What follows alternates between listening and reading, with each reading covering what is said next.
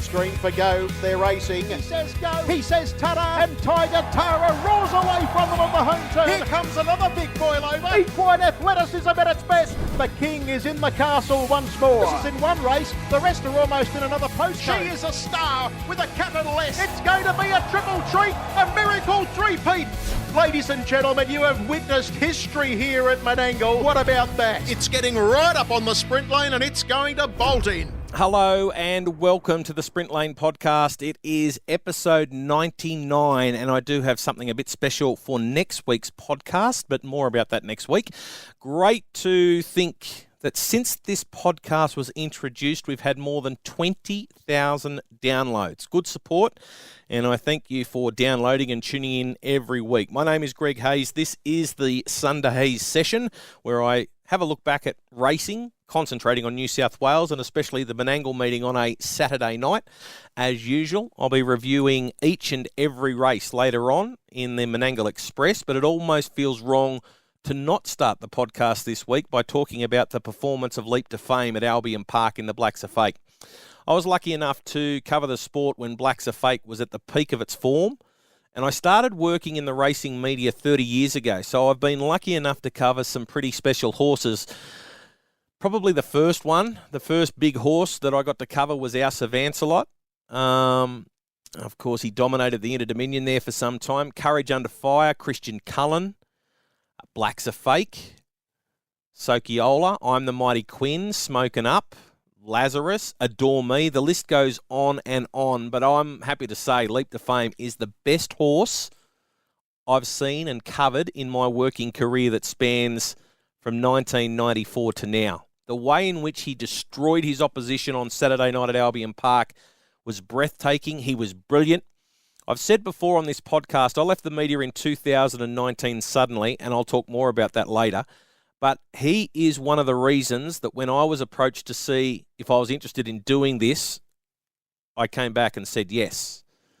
I could see he was a special talent. I think it's fair to say I didn't know he was going to have the 12 months he's had, but I knew he was special and I wanted to talk about him and speak to the people around him like Grant Dixon, like Trista Dixon, and like Kevin Seymour. He's just a special athlete. He's one of those rare horses that can attract people to the sport. Fingers crossed he's around for a long time to come and can attract many eyes to our sport. Away from Leap to Fame, it was a big night for New South Wales on the track in Queensland. Royal Cruiser won the first for Bernie Hewitt, one of three Bernie had in that race. Don Hugo won the second, and it showed the people helping Singo looked to have made a good decision in selecting the horse for the Singo slot in the Eureka. Blazing Home won the third at a big price for Jared Alchin. Probably not enough slot holders left for him to get a start in the Eureka, but he definitely wouldn't be out of place in the race. Race number 4, the Oaks. That was meant to be an easy one for New South Wales with Millwood Bliss, and after a comfortable run in front, she was beaten in a sprint up the straight, surprisingly.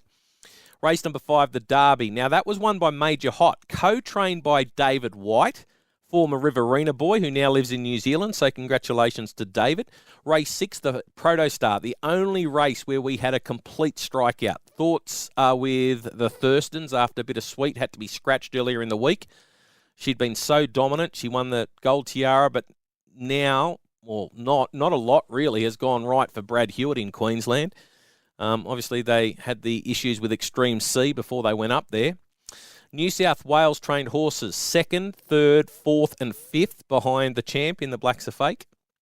London to a Brick won the Queensland Trotters Cup for James Rattray.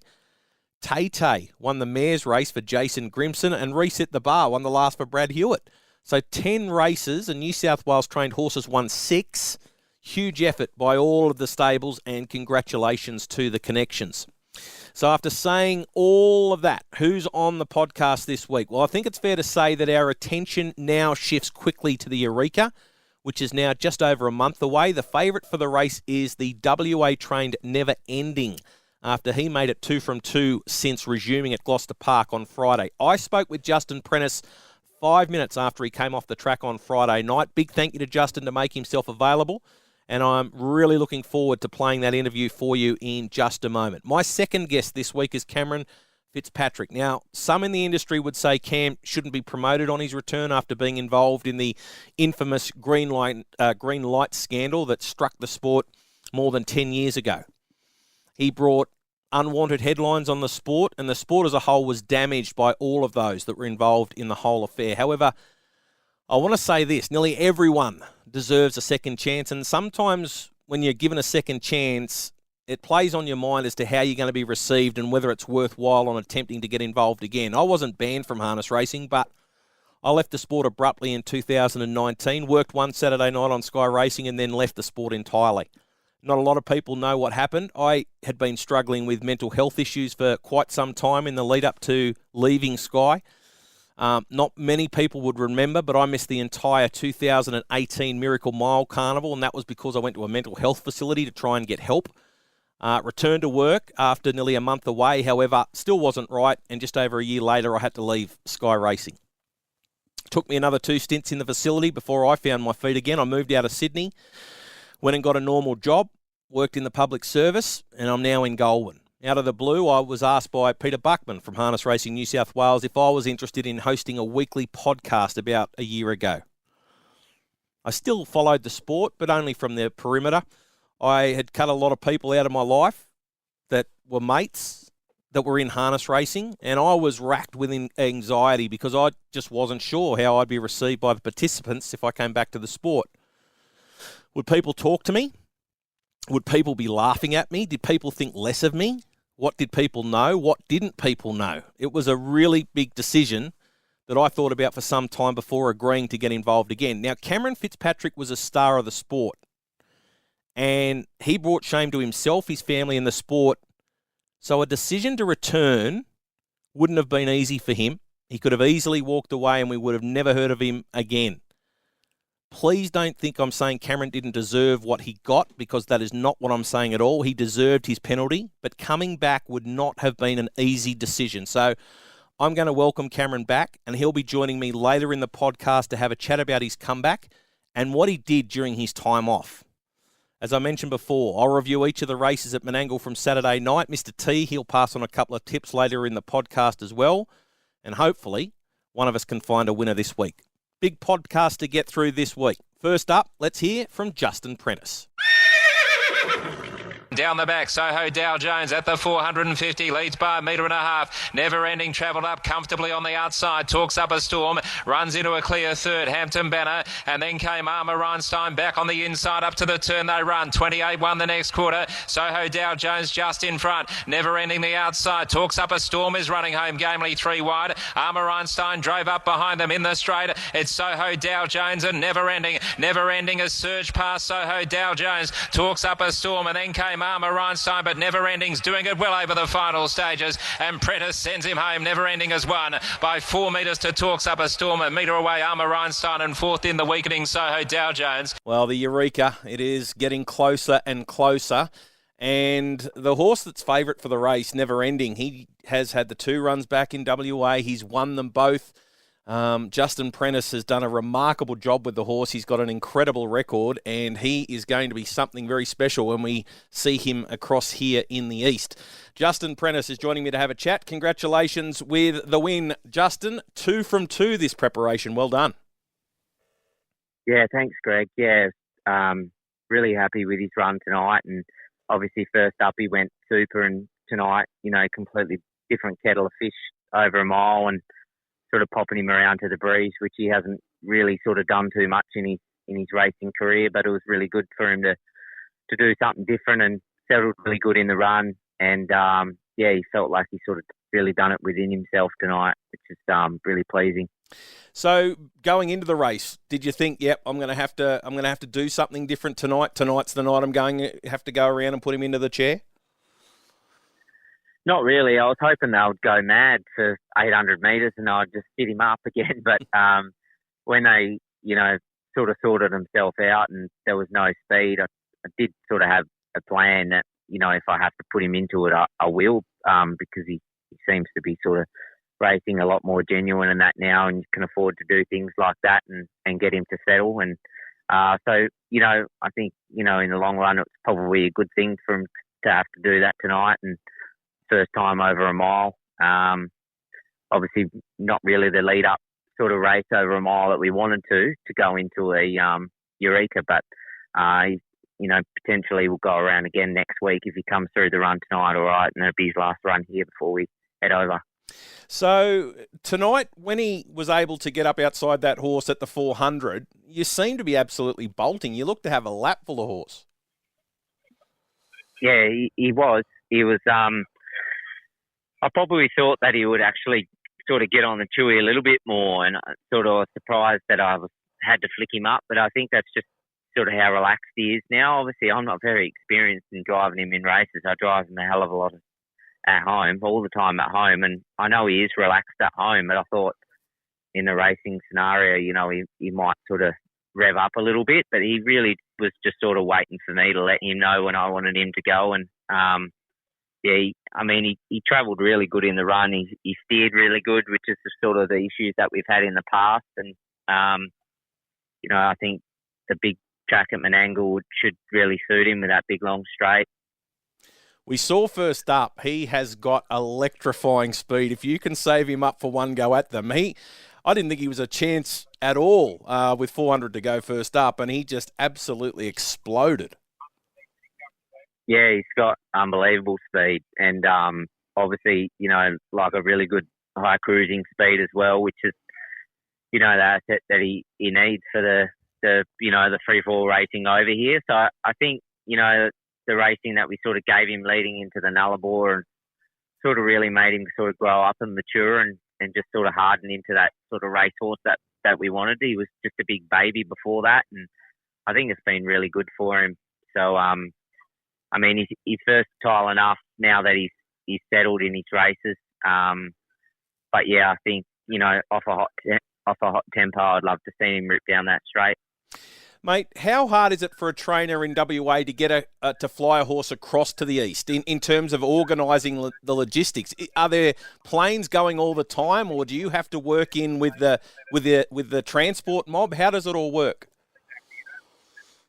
Yes, I've only done it once before, and it was sort of pretty easy, and I was sort of just rang up, pretty late, and this time we've obviously had a lot longer time to try and organise it, but I don't think that necessarily is going to help with that side of it. So I've spoken to the guy that we deal with the flight, and initially he sort of said, he's obviously not aware of anything, and there's sort of no horses travelling, so we'd have to sort of take him over on a crate himself. But spoken to him this week, and he thinks that he's found a galloper that wants to head over. So that gives him some company to travel with, and it can be a bit of a hassle with sort of flights getting cancelled last minute and not actually getting on the flight. So hopefully that's something that we don't have to deal with. But yeah, I've practically booked accommodation over there for 4 weeks, having really not really sure when I'm going to arrive, but I've just booked it. So when they says, we're good to go, then obviously everything's sort of sorted my end over there. Ideally, what preparation would you like to give him in the east? Just the one lead-up run to the Eureka?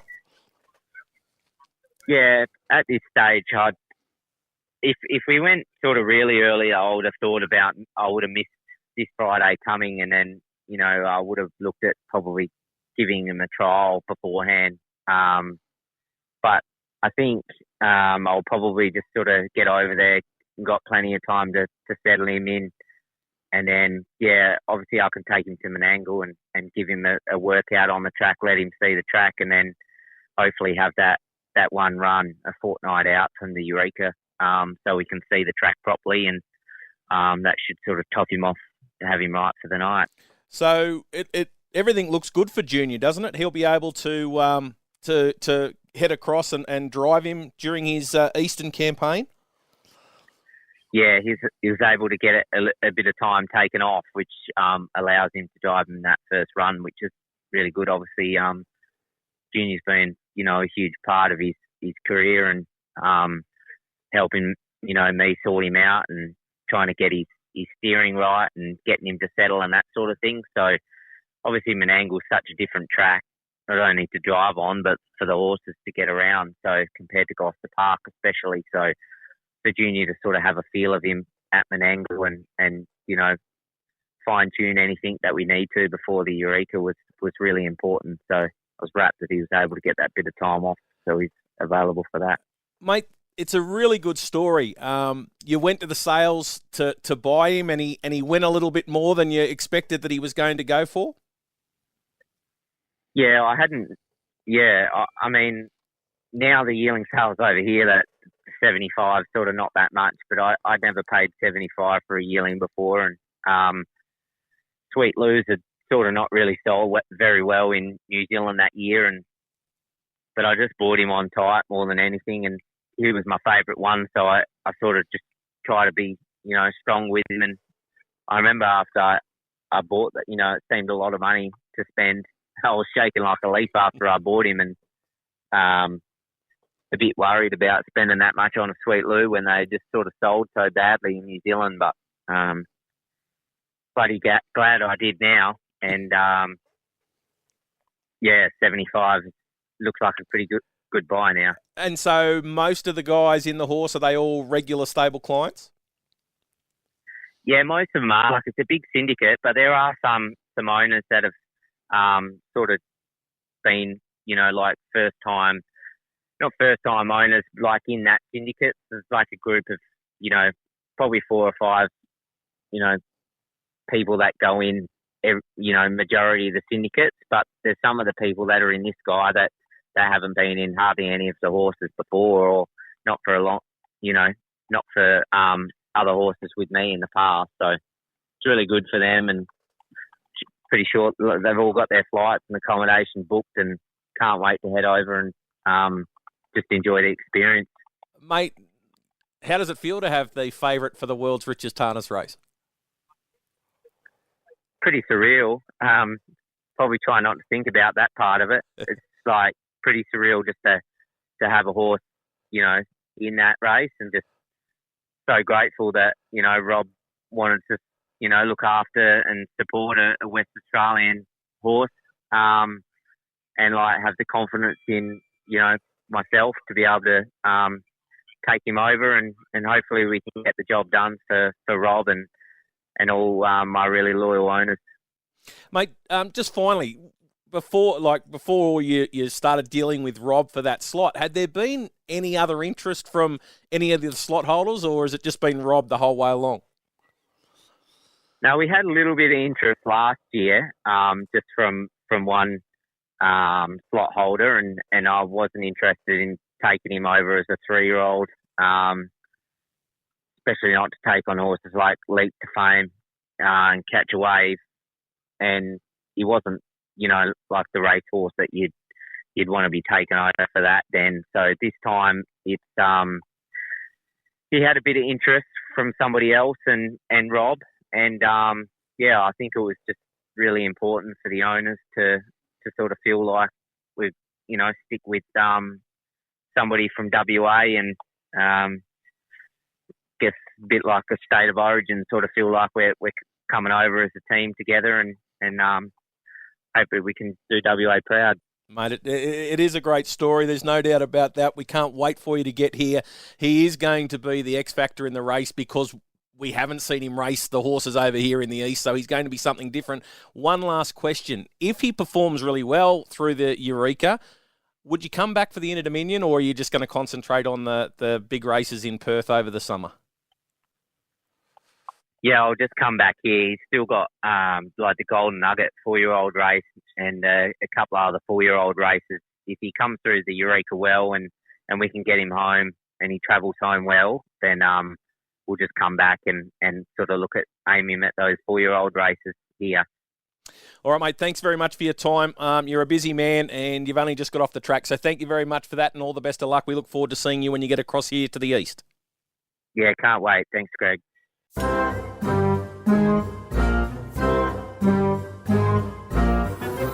Cameron Fitzpatrick back in harness racing after a long break, and drove at Penrith on Thursday and then at Menangle on Saturday night, had a number of drives, and be interesting to see how he's coping with being back in the sport. He's joining me to have a chat. Hey Cam, how are you?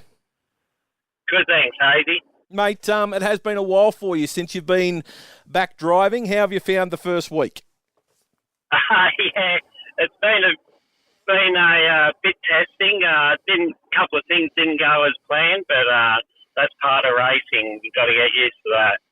First drive at Penrith on Thursday night in a number of years, in more than 10. How were the nerves going into that race? Yeah, well, it ended up being 12 and a half, Greg. I was good all day, and then just near the race I got a bit toey, but once I was on the track I was pretty good. And then Menangle, how did you find it? Obviously the weather wasn't kind to you. It was very cold and pretty foggy, very hard to see what was going on for the people watching on TV. But how was it out on the track? It was very muddy.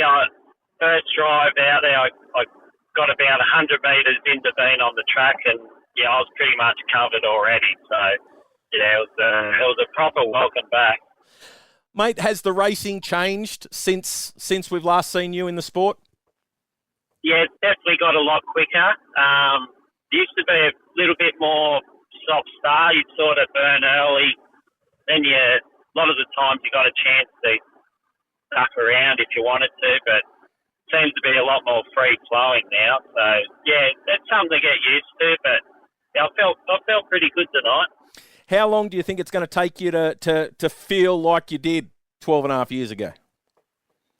Oh, well, it took me a while till I felt real confident on the track back when I was driving full time. But a few months, I reckon I'll be right. Hey. And what's happening? So you're working for your dad at the moment? Is that your way back into the sport? Yeah, I went back to the farm with Dad and Gavin, and just back to the old roots, and just finding my feet at the moment, and it's a perfect place to do that. I know the place well, I know the horses, so it's going good. And what about outside stables? Has there been stables that have been in contact? You obviously had a few drives at Menangle for outside stables. There's obviously been some support from a few people out there. Yeah, the support's been unreal, actually. I wasn't really expecting that. I was a bit edgy how things were going to go, how I was going to be received, but it's blown me away. And, Robbie Morris rang me to drive a couple, and, Alistair Cops put me on one, and my good friends Scotty McDonald and Peter Hanson, I used to drive for them back in the day, and I really appreciated them putting me back on. One placing at your first night back at headquarters with She's a Pleasure, and it hit the line pretty well when you got it to the outside. Yeah, she, the one in front of me, I was just trying to get it going a bit earlier, and if it did, I reckon I would have nearly got him. She hammered the line. She was very impressive. Mate, no secret as to why you spent so long out of the sport. I'm not going to go through all of that. How tough was it for you away from the sport? As someone who left the sport after making a couple of errors, it's exactly what I did. Spent 4 years away from it, missed it terribly. That's why I came back. How was it for you sitting away from harness racing?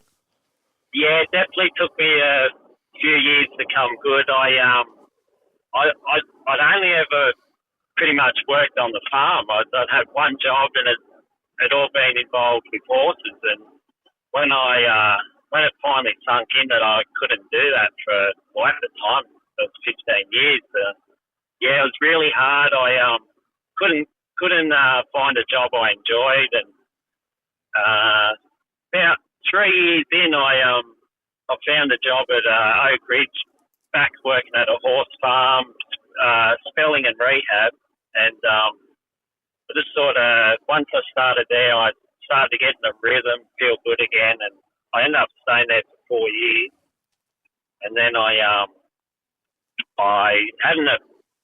tried to get back to racing. I tried to get a stable hand, and that fell through.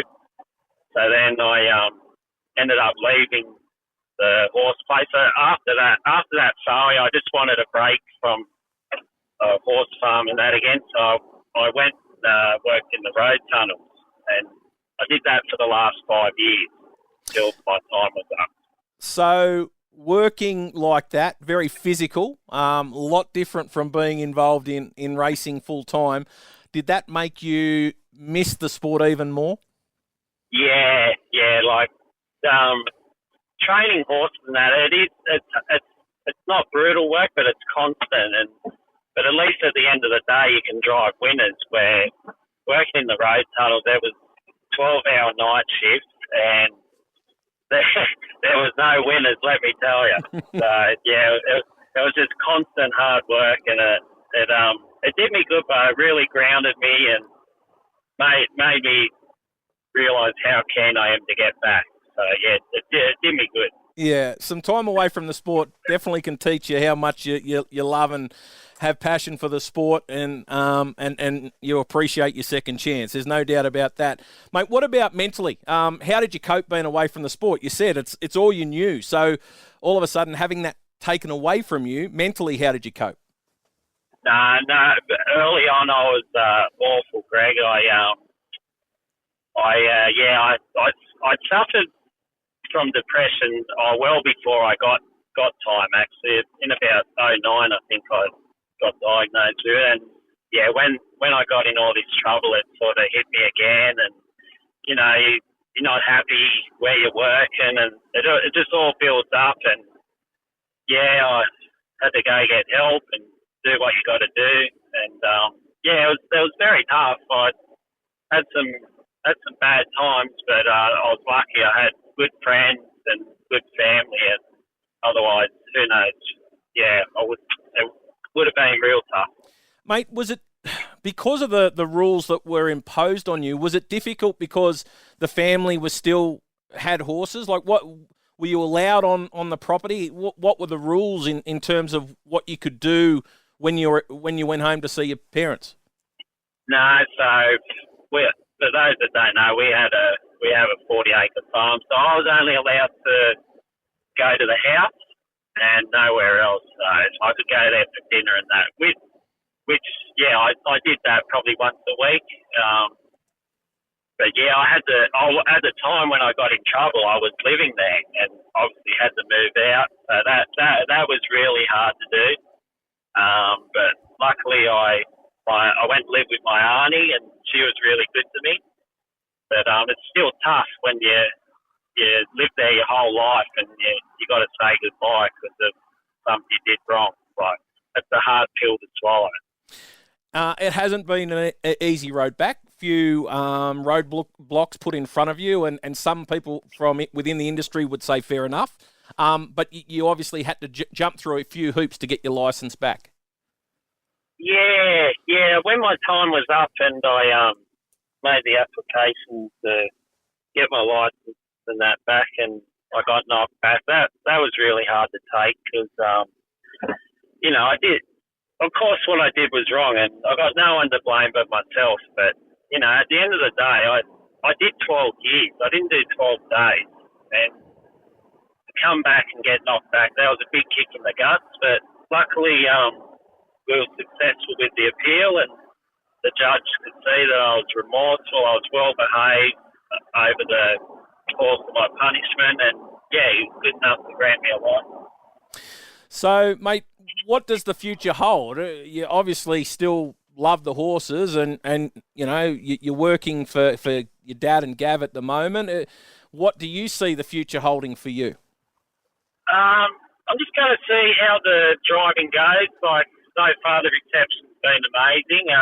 If that keeps going, I'm happy to keep freelance driving.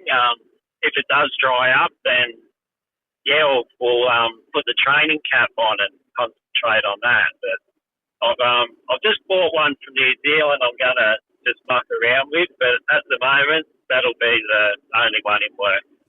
Mate, I know I had nearly 4 years away from the sport and turned up for my first night working back there, Eureka night last year, and I just wasn't sure how I'd be taken when I got back to the track, and it was amazing to feel the warmth. Have you felt that? Like, there's probably some people who, turn their back on you, but how have you felt the industry as you've come back to the sport?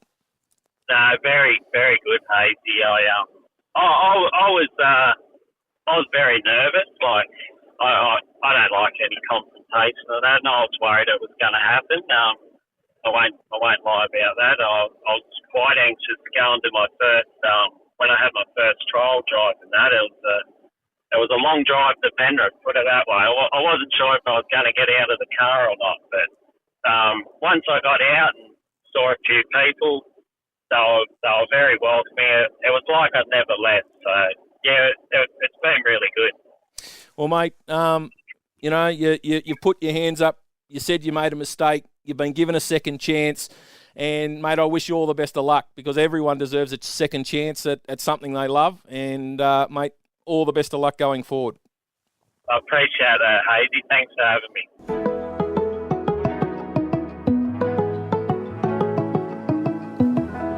Time for the Menangle Express, and we start with race 1 at Menangle on Saturday night. The fave was Pitch Perfect at $3.30, and there was a lot of speed early in this one. Ricochet, Craftsman's Charlie, and Pitch Perfect all went forward in the early stages. Pitch Perfect was driven very aggressively to get the lead by the time they hit the first quarter. Fast 26.4, so they settled like this. Pegs, Pitch Perfect, Craftsman's Charlie, Ricochet, Surface Delight, Running Line, Double Act, Dance and Deliver, Little Bliss, Jillaby Nitro and Vanquish Stride. 28.8 second quarter, so no loafing in front. Craftsman's Charlie was being urged along at the cages. Looked to be in a bit of bother. Pitch Perfect travelling in front, set up a nice break on the turn, 27.9 third quarter. Ricochet looked to be going okay, but had nowhere to go and had to wait for a run. They fanned from the tail. Vanquish Stride started to make ground, but Pitch Perfect was off for the prize. Good aggressive drive by Josh Gallagher was rewarded. 27.5 home, fast 150.6 mile to open the night. Vanquish Stride good up the straight. Craftsman's Charlie battled on after looking in trouble and thought Dance and Deliver had its chance after racing in the right spot. Ricochet, no luck, going well. Race number 2, fave was Pete Said So at $3.30. It showed its customary speed, as did Arden's Ace, and a smart drive from Amanda Turnbull with Max Delight. As both of the horses who went out early look for cover. Max Delight ended up getting the front in an average 27.1 first quarter. So pegs, it was Max Delight, Pete Said So, Arden's Ace, Boom, and On Deadline. Running Line, Miss the Truth, Unfazed, Perfect Stride, Star Major. JOK was caught 3 wide, kept moving to race first over, but it took 600 metres to get there. On Deadline galloped on the pegs momentarily at the 8.50. Speed went out of the race in the second quarter, 30 seconds. They took off prior to the turn, and while they ran a 28 third quarter, the last 200 of that split was clearly faster than the first 200. On the swing, Max Delight was going well, and it wasn't rolling off the pegs to give Pete Said So that run that it got last week. Arden's Ace eased to try and find clear running, but never got it. JOK kept on battling to hold its position. Really smart drive for Turnbull. Max Delight got home, 27.1 final quarter, 152.2 mile. Miss the Truth. Got a nice run, ran second. Pete Said So, never got clear until late, but it looked to be flat anyway. Perfect Stride, good. Okay, JOK, brave.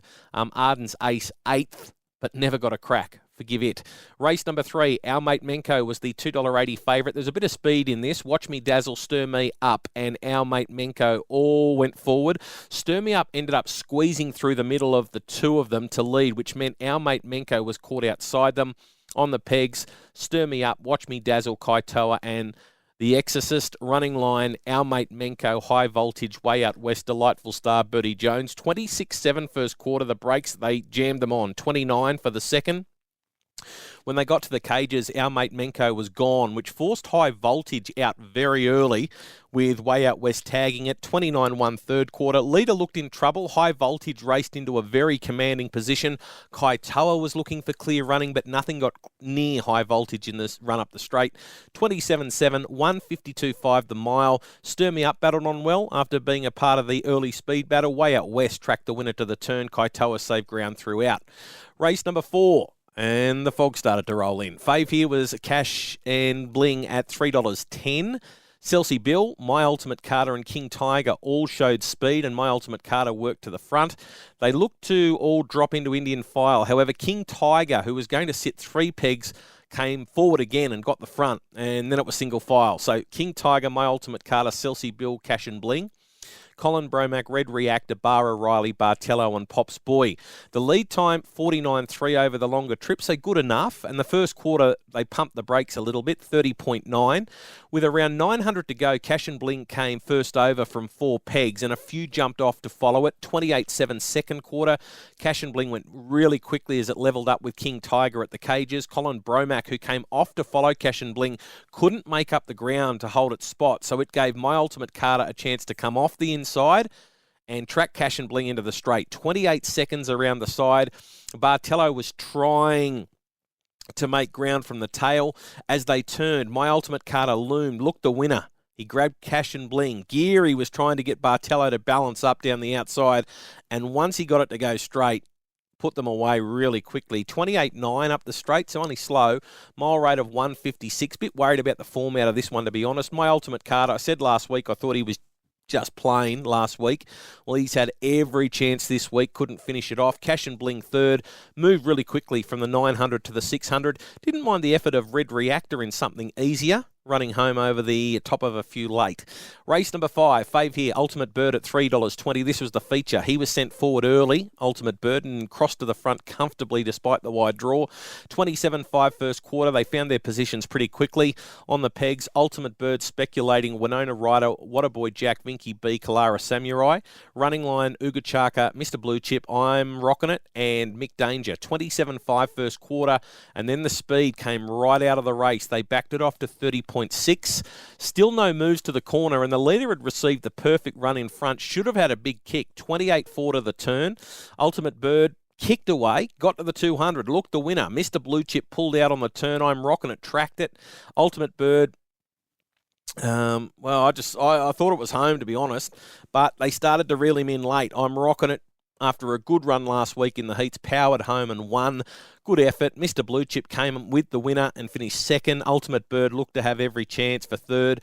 Thought the run of the beaten horses, or the best run of the beaten horses, was Mick Danger, who came from well back and finished off well. Horses racing extremely well. Final quarter 27.4, mile rate 153.9. Race 6, Fave here was Has the Courage at $4.60. Brave backing it at that price. Racing well, but needs a lot to go right for it in its races. Now, the fog had well and truly rolled in by this stage, so it's very hard to see them at the top of the track.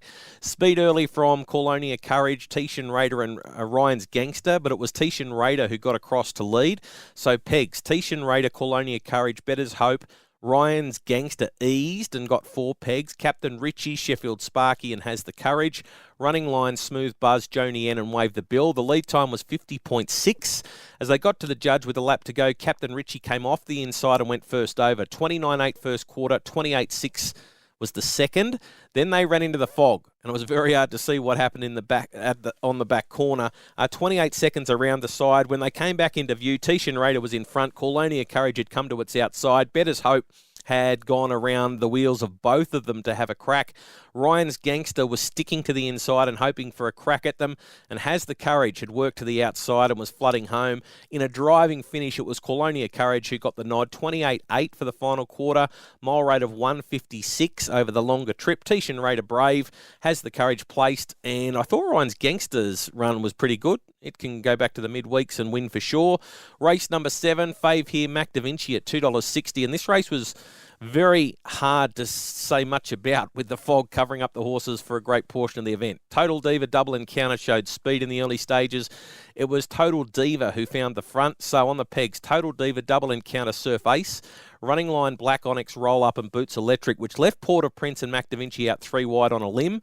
First quarter, fast 26.7, and then the runners went into the fog. And the next time they came into view, Mac Da Vinci had rolled around to the top. Middle quarters, 30. And 27.8 as they raced back into view in the straight. Roll Up had put them away pretty comfortably and won by 7.2 metres. Total Diva ran second, and it's put together a couple of good runs back to back, so she's ready to win. Boots Electric came from well back to finish third. Mac Da Vinci finished fifth. He's nowhere near his best at the moment. In the last 12 months, he's produced some pearlers with the high speed he's got, but to be unable to beat that field on a Saturday night, and with the mile rate of 152.7, he's racing well below what we know he can do. Final quarter for the record, 28.3. Not a lot out of that one. Race 8, the trot, Toro Stride was the $1.60 fave, and there was some speed early with It's Fergie Time and Sunny G going forward. Hot to Trot made an error, was out the back. Toro Stride didn't want to be part of the early battle, but as soon as Sunny G crossed It's Fergie Time, Toro Stride was off the pegs and went to get the lead. So on the pegs, it was Toro Stride, Sunny G, It's Fergie Time, She's a Pleasure, Aldebaran Jensen and Chief Running Cloud, with One Magic Kenny off the pegs first over. One Magic Kenny pressed on, and by the time they got to the judge the first time, it was in front on the pegs.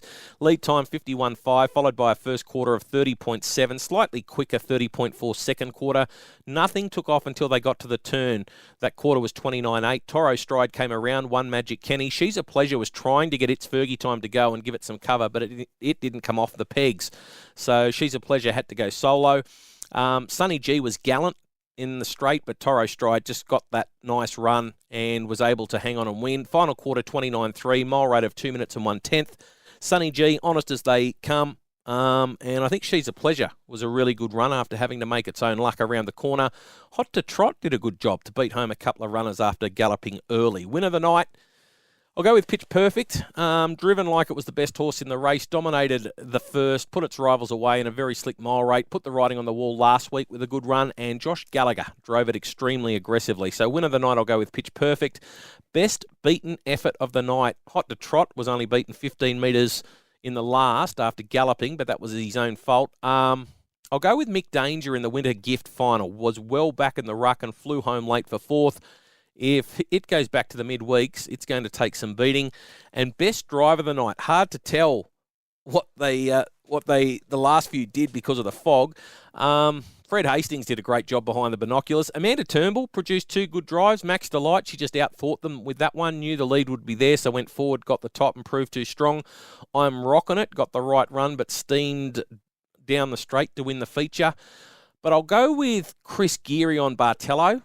Had a couple of speed bumps when one or two came out in front of him and they stalled, but still got the horse to the outside to win. So driver of the night, Chris Geary on Bartello. Winner, winner, chicken dinner. Winning. Hey, that's pretty good. Winner! That was legitness. To that I say, all right. Wow, winning. Bam! Just like that. That's all there is to it, Dustin. That's all there is to it. A winner! Just like that. And the winner is... Neither Mr. T or I got a winner last week, so not a great 7 days for us. Now, Mr. T, he's off with the A-team this week, saving people, so unfortunately we don't have his tips, but when they do come through, I'll record them. I might even tweet them out. I'll keep the scoreboard updated. After last week, I've still got a narrow lead. Minus $36 for me. Mr. T is minus 54.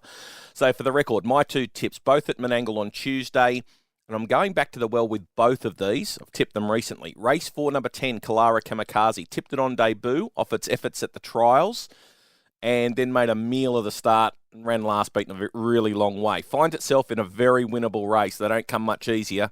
It's got the ODM now. I still think it's going to take some beating. It just has to make sure that it trots or paces throughout. We just don't want to see it go up in the air. So that is in race 4, number 10, Kalara Kamikaze.